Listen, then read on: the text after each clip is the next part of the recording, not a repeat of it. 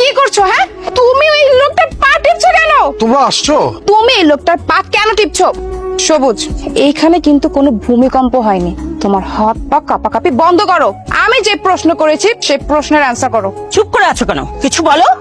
আসলে হয়েছে কি, তোমাকে বলছিলাম না তোমার জন্য একটা চাকর ম্যানেজ করছি, এই সেই চাকর। কিন্তু ওর একটা প্রবলেম হচ্ছে, ও সব কাজে এক্সপার্ট না। বিশেষ করে ও হাত পা কিভাবে টিপতে হয় সেটা জানেই না। এই কারণে ওর হাত পা টিপে আমি ওকে শিখিয়ে দিচ্ছি, যাতে আমাদের বিয়ের পরে ও আমাদের দুজনের হাত পা টিপে দিতে পারে।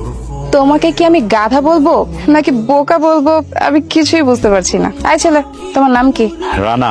দেখতে শুনতে তো বেশ মনে হচ্ছে। কাজকর্ম পারবে তো ঠিক মতো? তুমি কিন্তু আমার পার্সোনাল চাকর।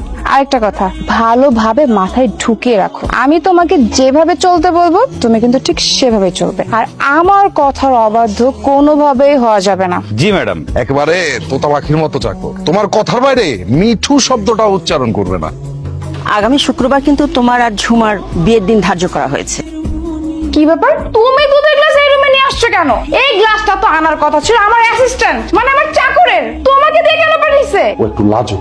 ওই ছেলে লজ্জা পাওয়ার মতো ছেলেই না, ফার্স্ট ডিউটিতেও ফেল করলো। এখন কি করতে মন চাচ্ছে জানো? ওকে থাপ্পড় দিয়ে ওর গালের সব দাঁতগুলো আমার ফেলে দিতে মন চাচ্ছে। এই তোমার অ্যাসিস্ট্যান্ট, এই চাকরটা মারাত্মক পরিমাণে খাওয়া। ওর সাথে যদি সুন্দরভাবে কথা না বলে কোনো কাজ আদায় করা যায় না। ও সুন্দর করে বলবে, সুন্দর করে কাজ করবে। যদি মাথা গরম করে কাজ করো, তখন দেখা যাবে এই যে আজকের মতো সে যে আমাকে দিয়ে এই দুধের গ্লাসটা নিয়ে আসছে, সেভাবে প্রতিদিন এভাবে আমাকে দিয়ে কাজ করাবে। ঘাওড়া দিন না, তুমি ভয় পেতে পারো কিন্তু আমি না। ধান্দাবাজি কইরা তো ছাগলটারে বিয়ে করাইলা, তারপর আবার বড় লোকের মাইয়া। তোমার সহ্য হয় না? জলে বড় লোকের মাইয়া আমার একমাত্র ছেলের বউ। আরে সহ্য না হওয়ার কি আছে?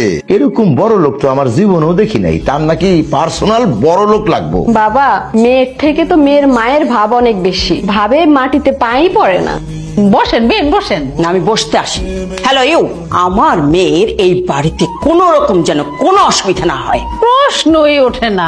আপনার মেয়েরে আমি মাথায় উঠায় রাখবো। যদি কোনো অসুবিধা হয় তাহলে আমি কিন্তু এই বাড়িতে আগুন জ্বালিয়ে দিব। বেন, আগুন জ্বলাই দিলে আপনার মাইয়া কই থাকবো? মুখে মুখে তর্ক করা আমি পছন্দ করি না। হ্যাঁ রে, দেখে দিয়ে আমার ভয় লাগে।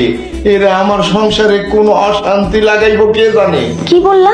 নতুন বউ তোমার গায়ে হাত তুলতে চাইছে? এত বড় সাহস!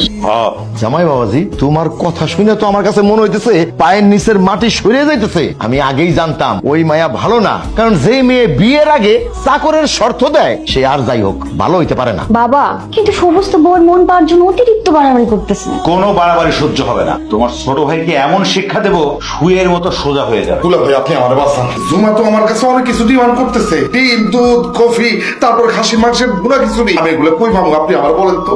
আমি চাকর না। দুলা ভাই, আমি সরি দুলা ভাই, আপনি আমার দুলা ভাই, আপনি কিভাবে কেন চাকর হইতে যাবেন? আসলে একটু বেশি ভাব নিতে যায় উল্টা পাল্টা কথা বলে ফেলছে। আপনি কিছু মনে করেন না, আমার মাফ করে দেন দুলা ভাই। ওরে কোন ভাবে অখুশি করা যাবে না। সে হলো আমার সোনার ডিম্বার হাঁস। এই শালা, তুই নিজে তো কিছু করিস না। তুই পয়সার কাজের মুরদ নাই, ইনকাম করার মুরদ নাই, একটা চাকর রাখতে পারিস না। আবার বড় লোকের মেয়েরে পটায় বিয়ে কইরা এখন তার টাকায় তুই চলতে চাস।